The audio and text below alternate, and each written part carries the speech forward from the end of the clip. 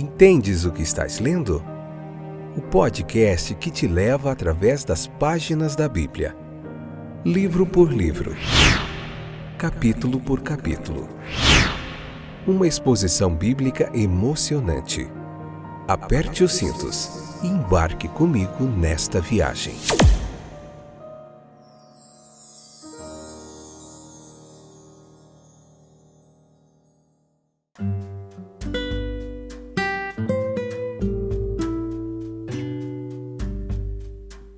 Olá, meus queridos companheiros de viagem através das páginas da Bíblia. Hoje, Romanos, capítulo 9, parte 3, episódio de número 970, 12ª temporada.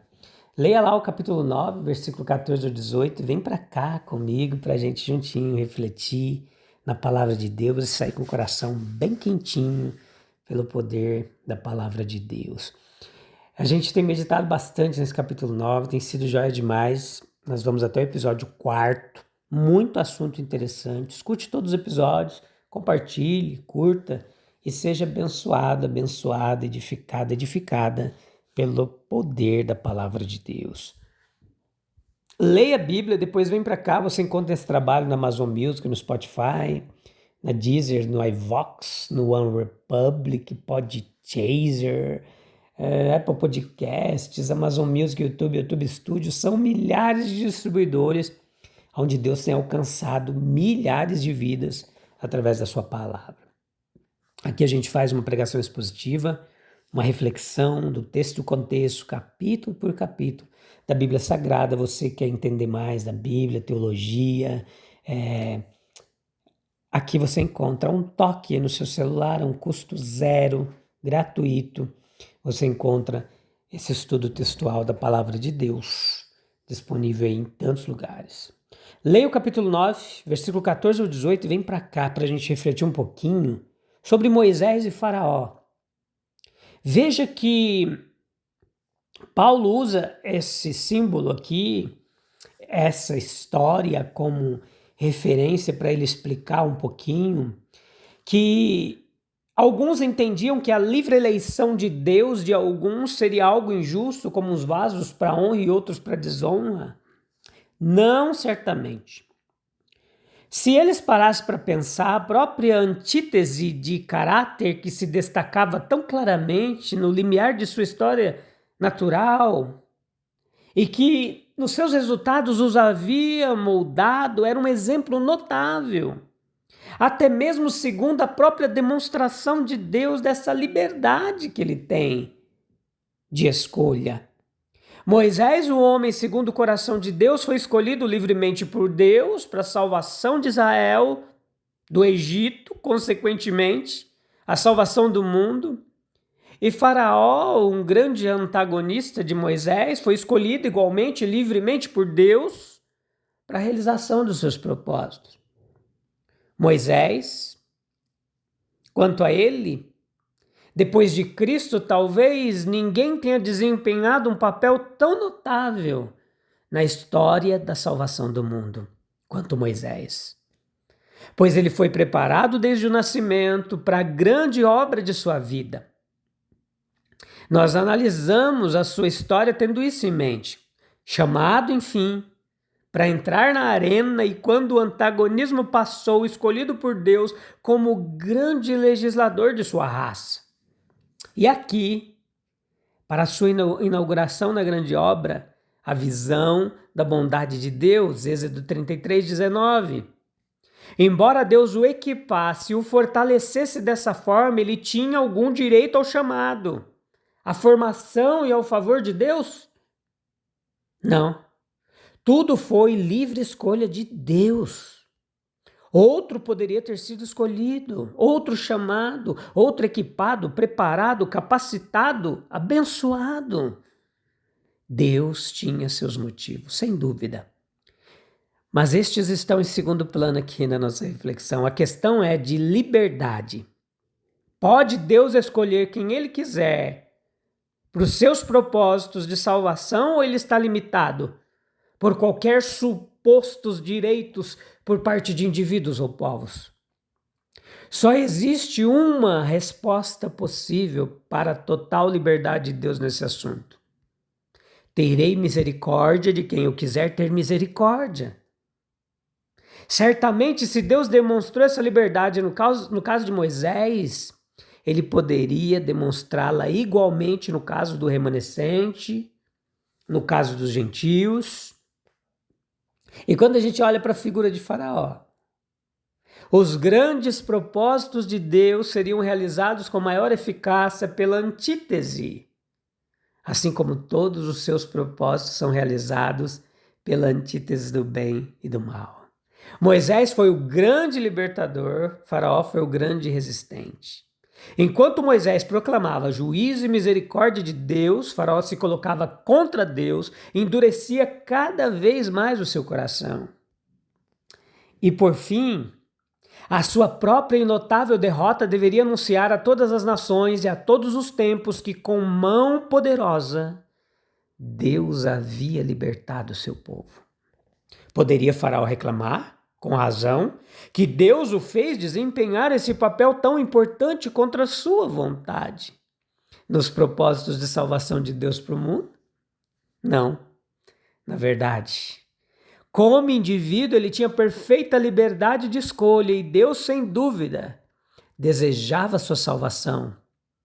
A sua resistência pecaminosa a Deus não foi ordenada por ele, mas Deus, prevendo o pecado, determinou que até mesmo a ira do homem o louvasse.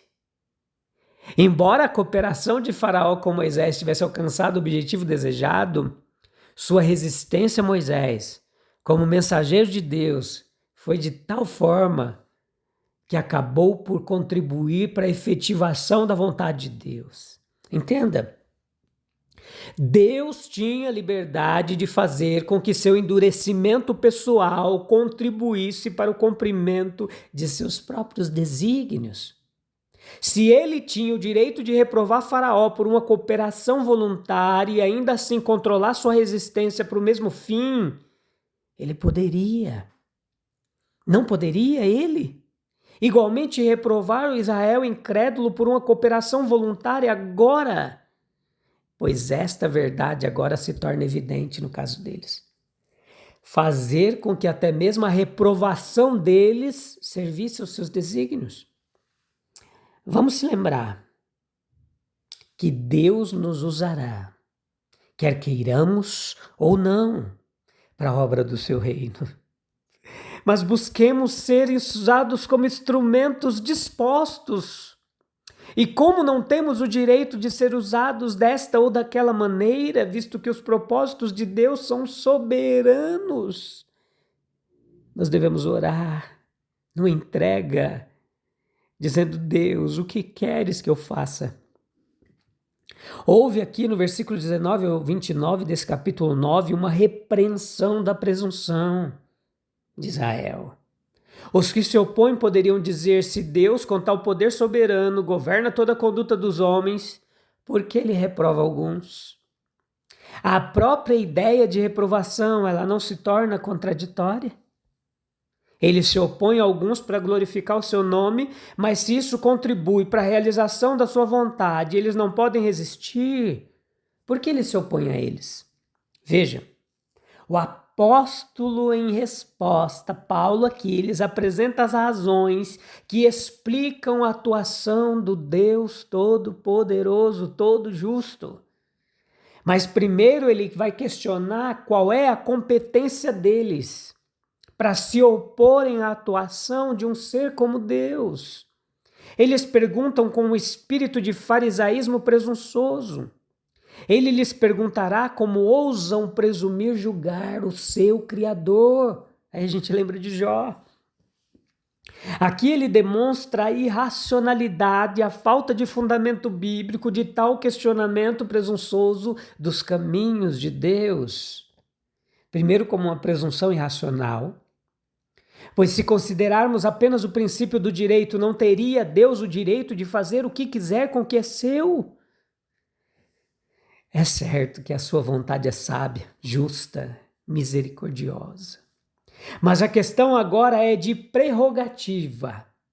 E Deus, o absoluto do universo, certamente não vai comparecer perante tribunal de julgamento de criaturas. É como se o barro julgasse a ação do homem que o molda e dissesse: por que me fizeste assim? O oleiro tem direito sobre o barro. Ele pode fazer o que quiser, ele pode fazer os vasos, alguns para uso mais humilde, outros para uso mais nobre, e o barro não pode questionar seus atos. Da mesma forma, o homem não pode questionar a Deus. Ele lida com a humanidade para fins históricos como o oleiro lida com o barro. Deus pega o barro, começa a moldá-lo para fins de honra, descarta ou pega outro barro e utiliza para o propósito para o qual a porção anterior foi destinada. Nós estamos em posição de dizer por quê? Deus sabe melhor. A raça humana é tratada por Deus segundo a sua própria sabedoria. Há vasos de misericórdia para a glória, vasos de ira para a destruição. O Egito foi um vaso de ira. Israel foi escolhido para ser moldado em um vaso de misericórdia. Gradualmente, Israel, como nação, torna-se um vaso de ira e um povo de judeus e gentios, vaso para honra. Deus sabe o que está fazendo melhor, mas todos servirão a sua glória. Assim como a obstinação de Faraó foi usada por Deus como ocasião para uma maior demonstração de poder libertador, da mesma forma, a obstinação dos judeus, sua maldade até a crucificação de seu Senhor, foram subjugadas à salvação do mundo. E enquanto a ira para com alguns era para gerar misericórdia para com outros, para com os filhos da ira foi demonstrado longanimidade, não apenas para que o propósito da misericórdia para com os outros fosse cumprido de forma mais evidente, eficaz, mas para que eles, se tivessem se arrependido, pudessem receber misericórdia. A própria ira reside no amor. Era uma presunção não bíblica. A presunção não era apenas irracional em si mesma, mas de acordo com as próprias escrituras era totalmente injustificada. Oséias 2:23, Oséias 1:10 havia proferido palavras proféticas a respeito das 10 tribos dispersas, que envolviam o mesmo princípio sobre o qual Deus estava agindo agora: o direito de reprovar por idolatria e o direito de restaurar. E como eles haviam caído na idolatria, além disso estavam tão misturados com os gentios que uma separação definitiva poderia ser impossível, a eleição deles não era apenas uma nova eleição, como se fossem os próprios gentios, mas envolvia de fato a eleição dos gentios também. Isaías 10, 22 ao 23, falando de Israel, expõe outro princípio, ou outro aspecto do mesmo, sobre o qual Deus estava lidando com o mundo naquele momento, o seu direito. E ao mesmo tempo que reprovava Israel da grande obra da salvação do mundo, de poupar um remanescente, ao qual os gentios deveriam se unir e que com os gentios formariam a nova igreja para a expansão do reino de Deus. Assim, meus queridos, as escrituras apontavam para esse mesmo princípio duplo, para a formação da nova sociedade. Toda a sua história, conforme registrada nas escrituras, havia sido uma manifestação repetida deste mesmo princípio. Sim, Deus tinha o direito, já o havia usado desde o princípio, de escolher ou separar, como bem entendesse, nações ou indivíduos, na grande redenção do mundo. O apóstolo continua mostrando, capítulo 9, verso 30, Romanos 10, 21, que havia razões para as ações de Deus em todos os casos. E quais eram, em geral, essas razões? Além disso, no capítulo 11, que estudaremos mais à frente, a própria reprovação de Israel agora, de acordo com tais razões, acabaria por redundar para o bem do mundo. Lembremos-nos disso como nação. Nós podemos pensar, Deus não lidou assim com nenhum povo, mas Ele não se compromete rigidamente a lidar conosco dessa forma até o fim. A nossa pergunta sincera deve ser, não capciosamente, pois Ele não responderia, mas devotadamente. Ele responderá. Porque somos agora exaltados na presença de Deus. Como podemos garantir a continuidade de sua bênção que enriquece? E assim, para nós mesmos, como indivíduos, não podemos fazer pergunta mais importante do que: como posso me tornar um vaso escolhido para a honra, digno de uso do Mestre? Atos 9,15, 2 Timóteo 2,21. Romanos 9 nos lembra que Deus é absolutamente soberano, mas também perfeitamente justo e misericordioso. Sua vontade jamais é arbitrária. Ela sempre está alinhada ao seu caráter santo. Em vez de questionarmos seus caminhos com orgulho, nós somos chamados a responder com humildade, com fé e disposição para servi-lo. Será que temos nos colocado na mão do oleiro com humildade? Estamos dispostos a ser instrumentos úteis para os propósitos de Deus, seja qual for a missão que Ele nos confiar? Vamos orar? Oh, louvado seja o nome de Jesus poderoso. Aleluia. Ó Senhor, nos livra da presunção. Nos ensina a confiar na Tua perfeita sabedoria. Que possamos se entregar completamente em Tuas mãos como Baal na mão do oleiro e assim nos molda a nossa vida, segundo Tua vontade. Faz de nós vasos de honra, prontos para servir no Teu reino com alegria, com fidelidade. Aleluia, em nome de Jesus. Amém, amém, amém. Meus queridos, minhas queridas, no próximo episódio nós vamos concluir Romanos 9. A gente vai refletir sobre por que alguns tropeçaram na pedra angular, enquanto outros, pela fé, encontraram em Cristo a verdadeira justiça. Tá bom? Não perca. Deus abençoe. Até breve. Tchau, tchau.